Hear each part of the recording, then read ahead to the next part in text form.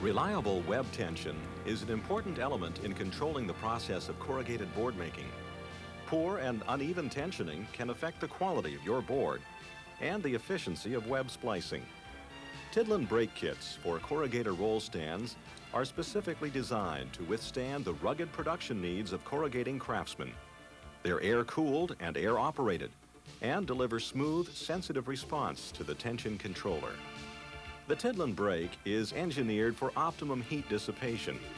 Its generously vented discs pump air around and through the cooling fins on each unit.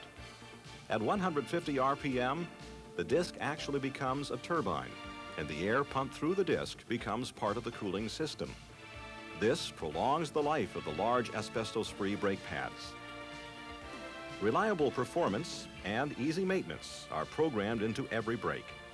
Moving parts are kept to a minimum, and pad removal is extremely easy, requiring no tools.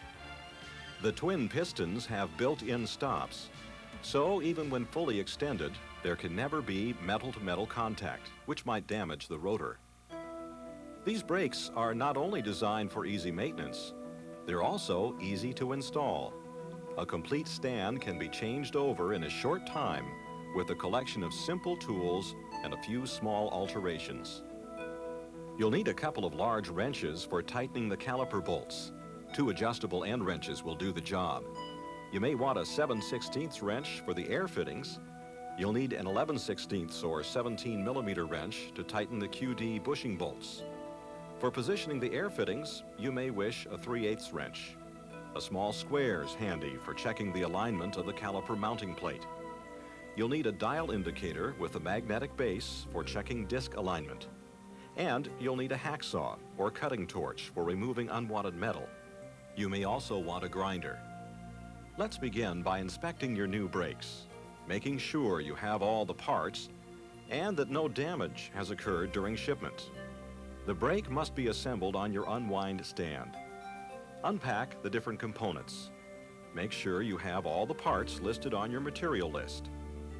Together with your installation manual and piping diagram, you should have 2 caliper assemblies, 2 mounting plates, 8 spacers, 2 discs, 2 QD bushings, type SF with 2-inch bores plus bolts, your airline components consisting of various tube fitting hardware, the 1/4-inch tubing, and maybe the optional 3-way master valve.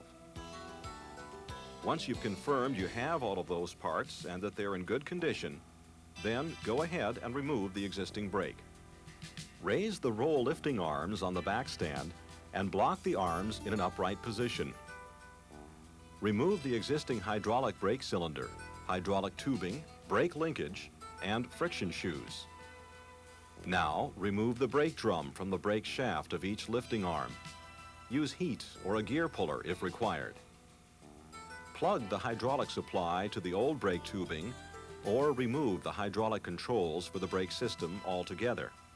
Next, clean the lifting arm surfaces that were beneath the old brake. Remove the 4 cap screws that fasten the outer bearing retaining flange to the lifting arm. These cap screws will be replaced with longer bolts when the Tidland caliper mounting plate is installed. Now is a good time to inspect the inner and outer flange bearings for wear. Replace them if you like. Some metal tabs and pins must be removed before mounting the Tidland brake. Before doing so, cover the bearings with a rag or paper to protect them from heat and metal chips. Be sure to observe all safety practices when flame cutting and grinding. Use eye, ear, and hand protection.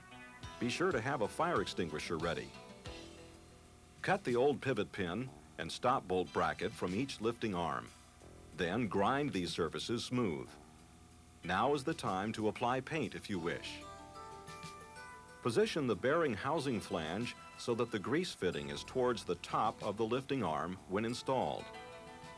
Bearing set screws must be fully tightened to prevent end play of the brake shaft. If they are not fully tightened, this could affect the location of the disc and its proximity to the brake pads. Clean the brake shaft, making sure that all edges are smooth. Put the bolts through their holes in the caliper mounting plate. Slide the spacers onto the bolts. Now, install the Tidland caliper mounting plate using the 1/2 inch thick spacers between the plate and the bearing housing flange. Position the mounting plate so that the caliper cutout is on the upper edge of the lifting arm. Install the cap screws and lock washers supplied. There should be 4 on each side. They should be tightened to a torque rating of 50 foot-pounds. Check that the mounting plate is perpendicular to the shaft. Use a small combination square or a dial indicator with a magnetic base. Set the instrument on the brake shaft surface and rotate 45 degrees to either side of the caliper cutout.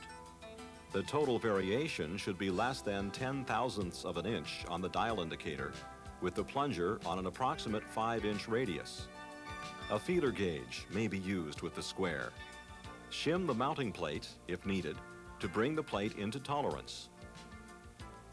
Slide the QD bushing onto the brake shaft, the tapered end first.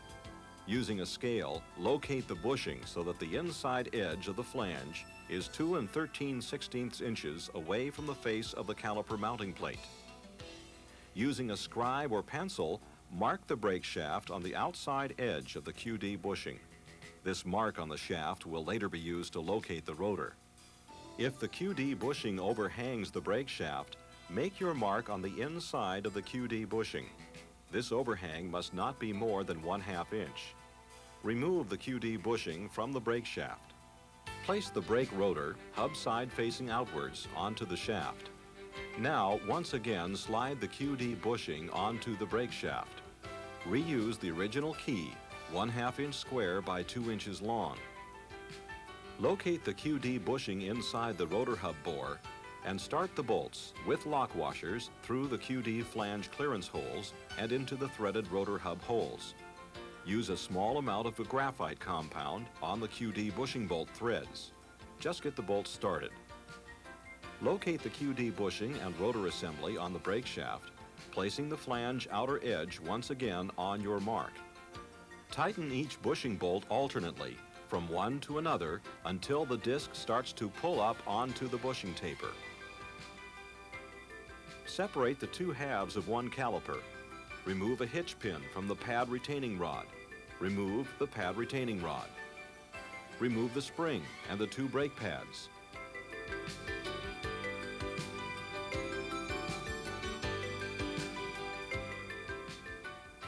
Remove nuts and lock washers from the caliper bolts and separate the 2 halves.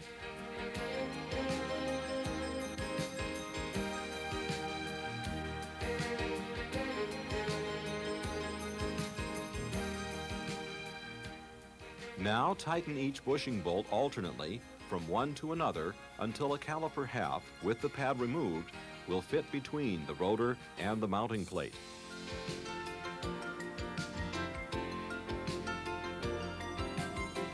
A special note, do not remove the wire clips from the rotor vents.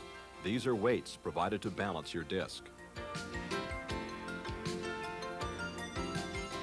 Assemble both caliper halves to the mounting plate with the long hex head bolts.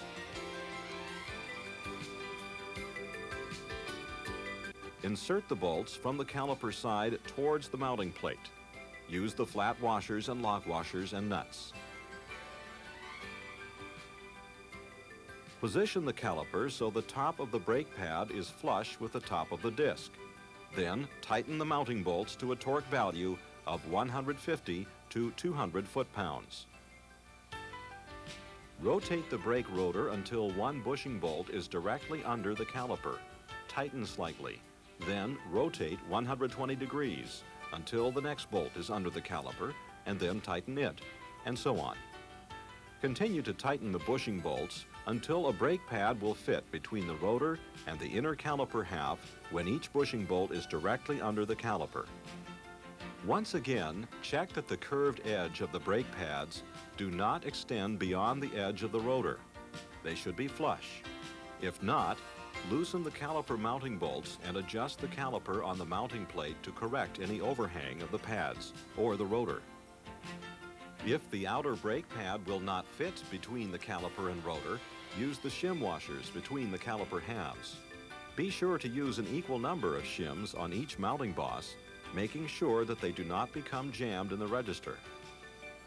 The rotor should now be the correct distance from the mounting plate. There should be approximately a 1/8 inch gap between the rotor hub and the QD bushing flange.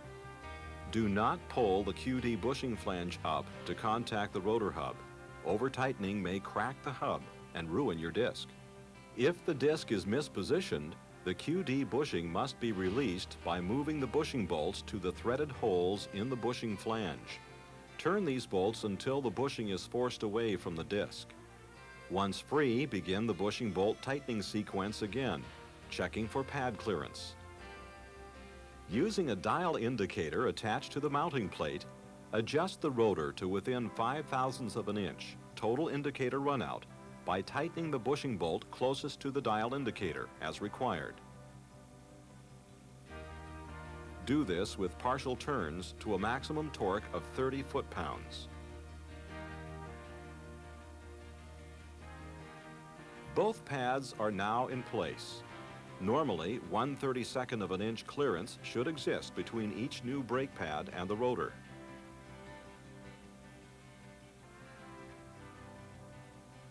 Install the leaf spring, the pad retaining rod, and the hitch pins on each caliper assembly.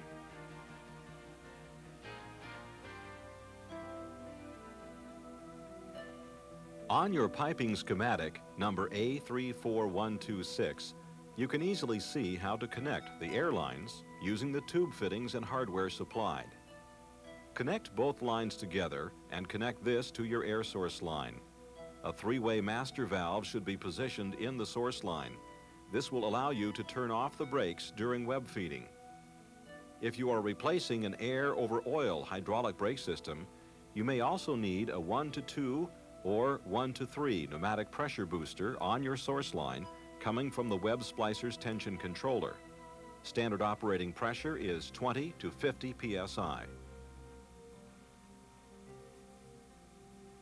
Install the tube fittings on the calipers and where shown in your drawing, and position the air lines as desired, taking care to keep the plastic hose away from heat sources, such as the rotor, and areas where it may become pinched or entangled in the movable roll stand arms.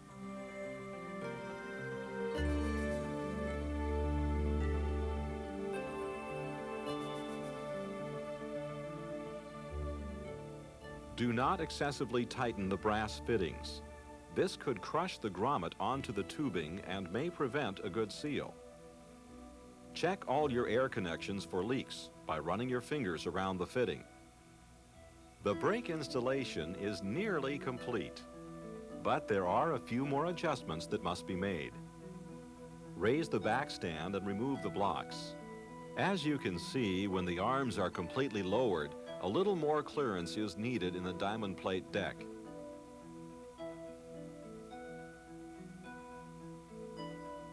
Lower the arms as low as possible without interference, and mark that portion of the diamond plate that must be removed. It should be 7 inches wide and 2 inches deep. You may want to radius the outer corner. Raise the arms out of the way. Cut the notch in the diamond plate deck on the control side of the carriage. The Tidland brake caliper and mounting plate will now have ample clearance for moving the arms to their fully lowered position. Once this relief is provided, the stand should be operational. You're now ready for high production. Your roll stand can now tolerate higher speeds with smooth, sensitive tension control from the full roll down to the core. You'll enjoy easier maintenance too, changing brake pads quickly with no tools required.